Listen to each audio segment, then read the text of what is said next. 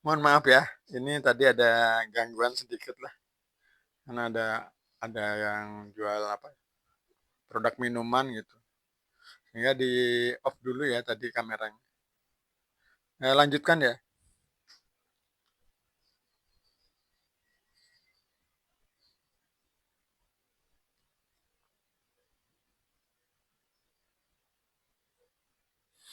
Eee,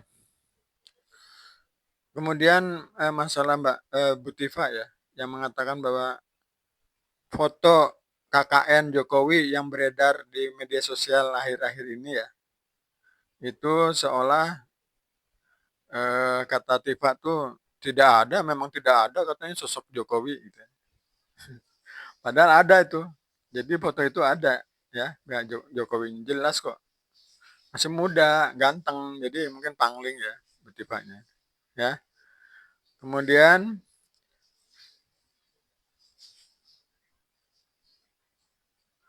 kemudian Dokter Tiva juga bilang, ternyata foto itu setelah di-zoom ya kan, adalah tulisannya desa apa tuh, ada desa yang bukan Ketoyan ya, saya lupa tuh, harus dibuka dulu. Tapi begitulah, ada tulisannya memang desa lain bukan Ketoyan ya, tapi itu di Wonosegoro kecamatannya kan, ya. Nah ini dalam hal ini Tiva tuh gagal paham ya. Itu foto kan saat rombongan UGM ya, yang KKN di Kecamatan Wonosegoro, Kabupaten Boyolali itu ada kesempatan untuk bertemu gitu loh. Jadi di kecamatan, satu kecamatan itu kan beberapa desa ya, masing-masing desa itu ada peserta KKN ya, ada yang 4 orang, ada yang 5 orang gitu ya.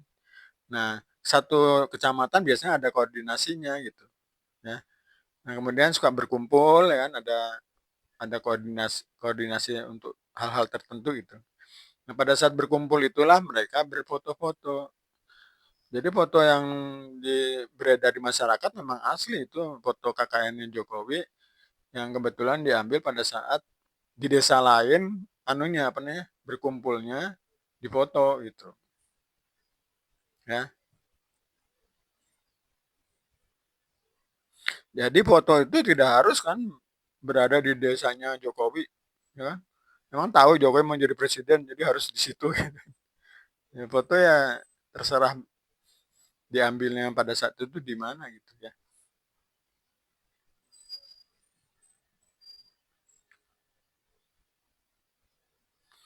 Malah dengan seperti itu, dengan penemuan seperti itu, Dokter Tiva tuh mendungu-dungukan gitu ya. Seolah-olah termul-termul ini dungu gitu ya. Bahkan Bareskrim juga katanya ikut-ikutan lah gitu ya. Bareskrim katanya men-spill dan sebagainya. Wah nggak ngerti, ya nggak ngerti tuh Tiva. Nah inilah jadi dibalik-balik gitu ya. Fakta dibalik gitu ya. Maksudnya mempengaruhi masyarakat ya, mempengaruhi orang supaya ngikutin narasinya ya. Padahal narasinya narasi nggak bener gitu. Narasi hoak ya, narasi apa negatif ya. Rismon dan Tifa itu benar-benar merendah-rendahkan kedudukan Polri ya. Seolah-olah mereka tuh bodoh gitu dengan menunjukkan ini ya kan kok yang ditunjukkan hal salah kan itu sama dengan seolah bodoh gitu ya. Ya, menunjukkan formulir daftar ulang ya kan. Kok gini itu? Menunjukkan apa namanya foto dibilang katanya itu jelas kok itu bukan desa Ketoyan gitu. Aduh, mau tanya dulu ya, cari-cari bukti ya kan, cari-cari apa namanya sumber ya, nggak boleh begitu. Lihat ini reaksi itu kan. Lihat begini reaksi. Ternyata banyak yang apa membantah pernyataan Tifa sendiri ya. Jadi malu kan gitu. Ini kan pola-pola aduh sengaja ya, post truth. Mau salah, mau benar pokoknya disalah-salahin dulu deh. Ya, narasinya harus salah, harus salah, harus salah. Jokowi harus ijazahnya harus palsu, harus palsu. Ya, jadi kemana-mana. Coba yang itu tadi loh, ya. cari data yang objektif, yang netral, yang jujur ya kan, yang berdasar kebenaran gitu kan, yang berdasarkan sumber-sumber yang terpercaya, yang bisa divalidasi gitu ya. Ya, bukan hanya orang-orang omongan, "Wah, ini ijazah dibuat di pasar pasar pramuka, ya, pasarnya kebakar, wah ini yang bakar ini yang buat ijazah." Ini gimana sih? Ini logika-logika hukum nih, ngomong-ngomongan gitu tuh nggak akan ada pengaruhnya di depan persidangan, nggak ada, ya. Pengakuan kayak apapun yang di media sosial yang bertebaran itu nggak ada pengaruhnya di dunia hukum ya, di persidangan nggak ada, ya. Karena hakim hanya boleh mempertimbangkan ya kan, kesaksian-kesaksian yang diucapkan di dalam persidangan, ya, dan di bawah sumpah kalau saksi ya. Gitu. Jadi bukannya omong-omong gini nggak bisa. Ini masyarakat juga sama aja nih. Nggak ngerti yang ngomong begini dibenerin gitu ya. Diikutin gitu. Nggak boleh ini pencerahan ya untuk masyarakat. Kemudian ada hal lain nih ya.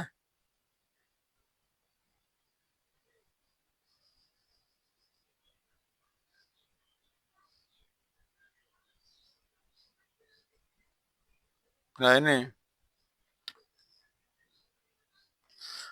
saya ingin mengatakan ya, Dokter Tifa itu kan selaku seorang dokter ya, kan terikat pada kode etik moral dan pernah menyatakan sumpah jabatan ya. Antara lain wajib menjaga kerahasiaan pasien, pasti ada tuh, ya. Mendiagnosa penyakit pasien dengan harus bertemu langsung ya dengan pasien ya.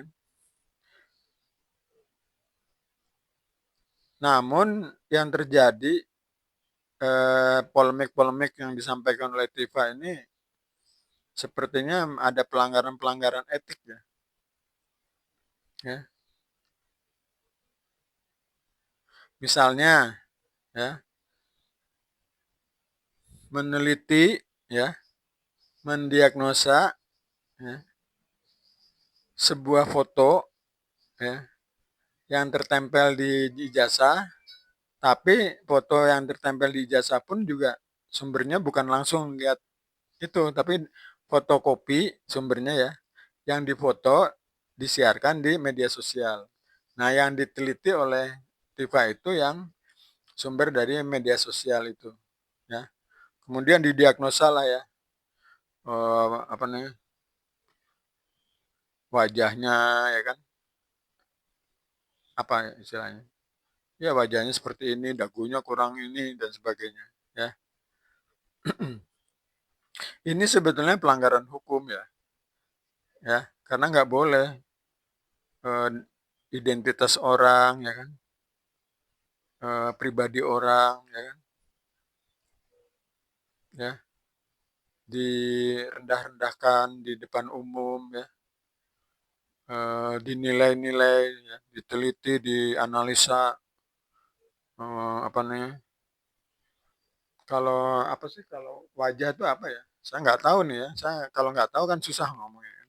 Tapi yang jelas nggak boleh lah menilai-nilai, keaslian wajah seseorang tuh dari foto ya. Karena angel angel pengambilan foto dan sebagainya, apalagi fotonya udah lama dan sebagainya kan mempengaruhi mempengaruhi kualitas foto yang kita teliti itu. Jadi nggak boleh itu seperti itu ya, dokter tapi meneliti ya, menyampaikan ke umum masalah foto. Foto adalah fotokopi ya. Juga kemarin yang terakhir yang viral itu ya itu mendiagnosa penyakitnya Pak Jokowi ya, seolah-olah Pak Jokowi itu sakit ya, yaitu sakit kulit. Yang pakai ada istilah kedokteran saya juga nggak tahu. Kalau nggak tahu ya ngomong nggak tahu kan. Jangan sok tahu. Tapi yang jelas ini melanggar kode etik ya. Kode etik kedokteran, sumpah jabatan dan sebagainya. Ya. Melanggar juga profesionalisme. Ya. Karena tanpa pernah bertemu pasien, ya, tanpa pernah punya hubungan profesional antara seorang dokter dengan pasien, ya. Karena Jokowi kan bukan pasiennya dokter Tipa kan, ya. tidak ada hukum profesional antara dia selaku dokter dengan Jokowi pribadi ya. Ini sebetulnya sangat haram ya, apa yang dilakukan oleh Tifa sebagai seorang dokter. Mendiagnosa penyakit orang tanpa berhadapan langsung, tanpa hubungan profesional antara dokter dan pasien yang tadi disebutin ya. Ya, apalagi Jokowi kan bukan pasiennya itu ya. Seharusnya ya, pihak yang berkepentingan dalam hal ini misalnya Ikatan Dokter Indonesia ya, kemudian Fakultas Kedokteran dan sebagainya atau yang membawai lah gitu ya. Seharusnya ini ada teguran ini ya. Ada teguran, ada apa namanya? Ada sidang kode etik ya, ada sanksi ya. Karena ini sudah benar-benar melanggar kode etik dokter ya, seorang dokter. Ya, nggak boleh. Seandainya dokter punya pasien ya kan? Pasiennya, borokan gini, ini borok semua gitu kan. Masa disebar-sebarin ke orang gitu, pasiennya, kondisi pasien seperti itu? Nggak boleh ya. Itu pelanggaran hukum bisa dipidana tuh, ya kan? Wah ini penyakit gini nih, penyakit gini. Emang dukun apa gimana? Ini dokter apa dukun sih? Hmm? Hanya lihat foto dari jauh, apalagi fotonya yang katanya ada butak-butak di sini. Apa udah diperiksa, diteliti, diyakini bahwa foto itu benar asli? Ya, kan juga enggak. Kok sudah diagnosa macam-macam itu jelas-jelas pelanggaran kode etik dan pelanggaran hukum. Kalau Pak Jokowi tidak terima jadi laporan baru nih secara hukum. Apa udah kebal hukum apa gimana ya? Saya nggak tahu. Ya, saya tidak takut hukum karena saya kebenaran. Memang yang dilakukan kebenaran apa gimana? Hah? Banyak pelanggarannya loh, tiba itu. Pelanggaran hukumnya, pelanggaran etik, pelanggaran ya moral. Moral ini moral etika. Moral itu bukan kesusilaan aja kan. Moral itu mental, spiritual, ya seperti itu. Saya kira itu ya. Sebenarnya banyak banget lah. Kalau mau ya lihat aja lah banyak banyak yang udah men-spill. Saya hanya menekankan itu aja. Apa yang dikatakan Rismond ya kan. Minta-minta supaya UGM menjelaskan ya.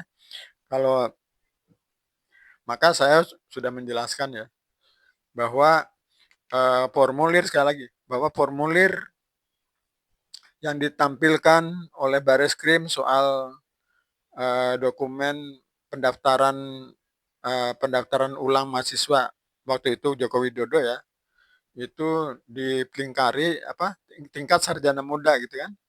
Ada beberapa formulir tingkat sarjana muda kata Rizwan tiga formulir sarjana muda semua kan. Nah itu penjelasannya sudah saya jelaskan di part pertama di awal gitu ya. Ini karena tadi terputus, saya ulangi lagi lah takut. Nah itu sebetulnya waktu itu memang sistemnya begitu ya. Kalau mahasiswa itu belum memenuhi syarat misalnya ada batasan ya. Ini tingkat sarjana muda ya 0 sampai 110 SKS misalnya di fakultas saya ya. Bahasta ya. Ya, setelah 110 dinyatakan lulus ya, akumulasinya IPK-nya memenuhi syarat kan, maka pendaftaran ulang berikutnya ya kan. Nah, ke sini. Nah, dia harus melingkari formulir tadi itu dilingkarilah sarjana gitu.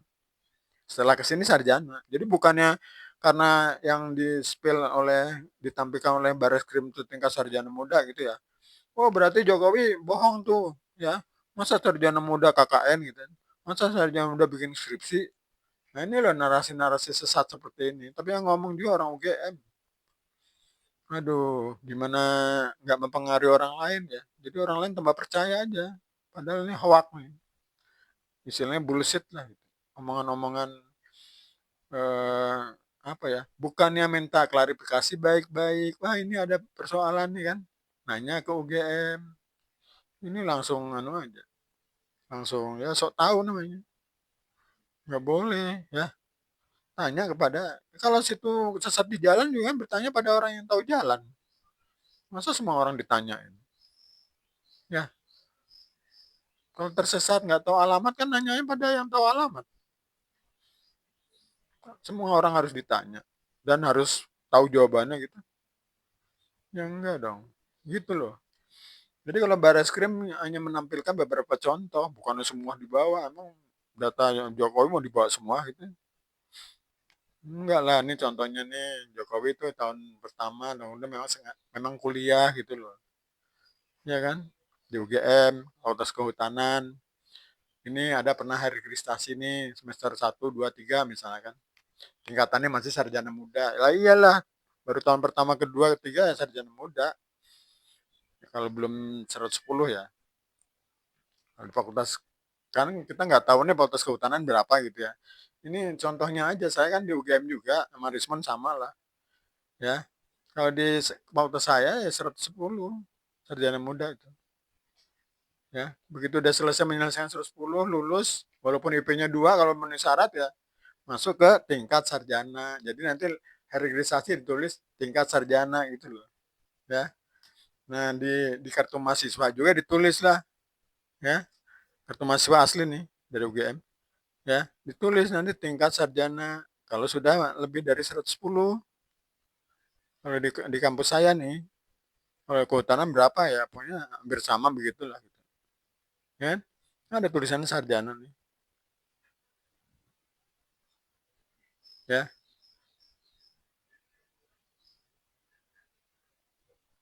Jadi Mbak Hasto itu waktu ini nih, ini apa? Kartu mahasiswa asli yang sebetulnya kebetulan masih ada di Mbak Hasto ya kan, udah orang tuh ngapain sih pegang-pegang kartu mahasiswa ya kan. Kebetulan ada satu gitu. Kebetulan ini udah tingkat sarjana di sini. Waktu sebelum ini ya sarjana ya, tulisnya sarjana muda gitu loh. Karena belum lulus 110 SKS gitu. Ya, biar jelas ya. Saya kira itu aja ya yang bisa Mbak Hasto sampaikan. Mohon maaf masih agak belepotan nih, belum sehat betul ya. Tapi karena memang ini penting banget spill, ya mudah-mudahan aja ada yang denger gitu ya. Karena kan orang bikin-bikin begini juga nggak banyak yang lihat gitu. Padahal ini penting banget gitu ya. Ya sebenarnya membantu Rismon juga, oh Rismon minta, coba UGM jawab dong ini bagaimana nih, ya kan? Ya gimana nih, kenapa S, apa, kenapa sarjana muda nih tulisan kan gitu. Kalau sarjana muda nggak ada skripsi, nggak ada KKN kan gitu. Yang saya heran juga UGM-nya diem aja nih. Aduh, gimana sih? Apa takut berhubungan dengan politik apa gimana ya? Udahlah kebenaran-kebenaran aja udah. Gak usah ngomong politik, like, dislike, suka, tidak suka, ya kan? Benci apa benci, nggak benci sama Jokowi. Gak usah gitulah, ya. Kita bicara ijazah, ya udah ijazah aja. Karena semua manusia nih, semua orang-orang ini punya ijazah semua, ya. Kalau Jokowi aja bisa ijazah asli bisa dibilang palsu, ya kan? Ini gimana kita nih? Saya janji ya, kalau Jokowi ini janji nih, pegang ya. Tapi yang benar ya, kalau Jokowi ijazahnya palsu ya, saya berani tuh nyobek-nyobek ijazah UGM-nya saya kok. Ini pegang nih kata-kata saya. Ya, saya janji, saya robek-robek, saya izin dulu sama sama UGM juga, takutnya jadi masalah hukum kan. Tapi saya nggak ada keberatan, saya robek-robek itu ijazah. Udah nggak ada gunanya kan, yang namanya asli bisa dibilang palsu gimana? Dan nggak bisa mempertahankan secara hukum, wah ini udah repot nih. Presiden buruk bagi kehidupan apa pendidikan Indonesia nih, ya. Nanti semua ijazah dibilang palsu ya kan, kecuali ada rekomendasi dari TIFA, dari Resuryo, dari Rismon. Ini kan repot. Hah? Nggak boleh gitu ya. Kenapa sih? Karena Anda tuh sudah bilang palsu itu loh masalahnya. Bukan sebagai penelitian. Kalau penelitian bertanya, mencari, mencari kan. Udah terkumpul semua nih kan data, baru nyampaikan, ya ini saya yakin nih palsu. Mungkin juga kesimpulannya bisa salah juga kan. Tapi ini sudah benar gitu loh metodenya ya kan. Ambil sampling sana, ambil sini sini kan. Ada metode pertanyaan, ada metode kuesioner dan sebagainya kan. Ada apa namanya?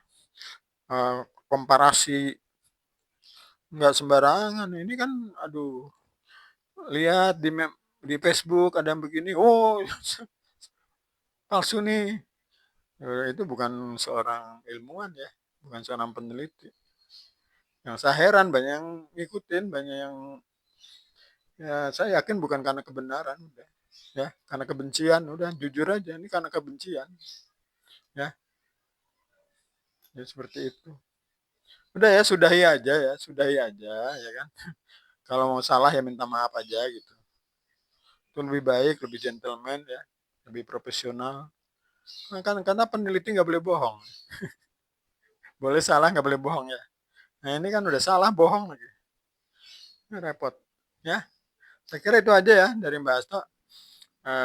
Kurang lebihnya mohon maaf ya atas mungkin ada yang tersinggung, ada yang dari kata-kata Mbak Asto. Tapi Mbak Asto inginnya supaya ada pencerahan lah. Ya.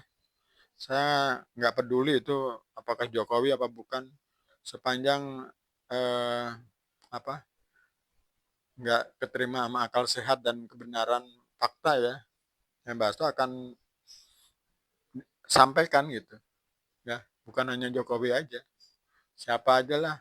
Prabowo kalau diserang seperti ini misalnya ya, Anies diserang lah masalah ini misalnya nih, biasa palsu dan sebagainya. Ini orang UGM ya. Kalau lihat bahwa nggak benar gitu ya harus spill nggak benar gitu ya, nggak boleh. Kita nggak usah bicara data pribadi orang yang di luar jangkauan atau wewenang kita lah ya. Kalau mau berpolitik yang lain ya kan, keren kan, membahas yang lain yang bukan yang seperti seperti ini.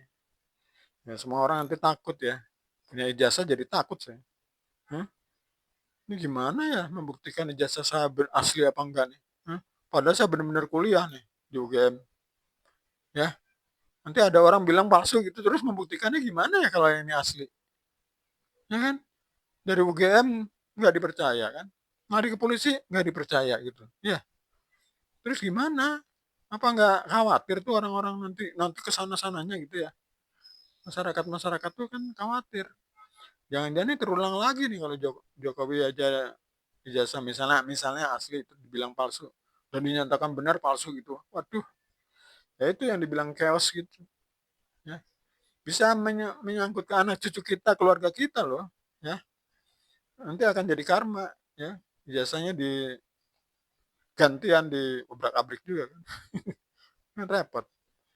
Mau daftar jadi pilpres, pilkada, pil apa ya kan. Langsung diserang ijazahnya ya kan. Oh jadi mundur, nggak boleh jadi daftar. Itu kan mengganggu banget. Bukan begitu caranya. Ya.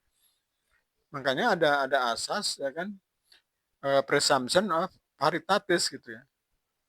Ya. Presumpsi keaslian.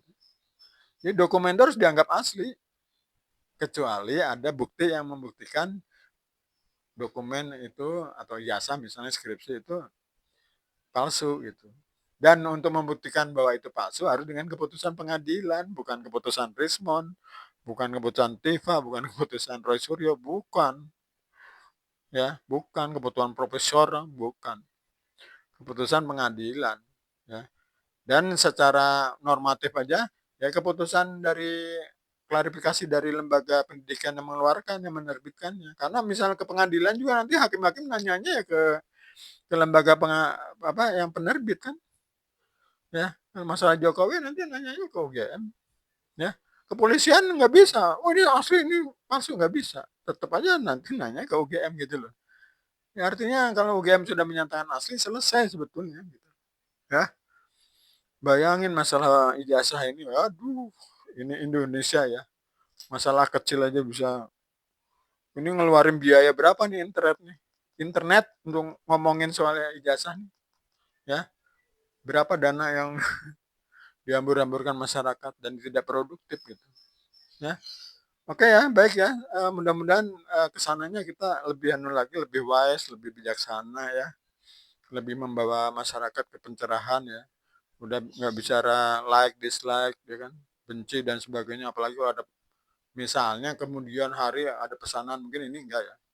Ada orang dipesan ya kan, ini uangnya nih sekian sekian, ya operasi operasi hitam, ya kan, serang tuh pribadi orang. Nah kemarin juga ada kan pengakuan dari siapa, eh Michelle Santoso apa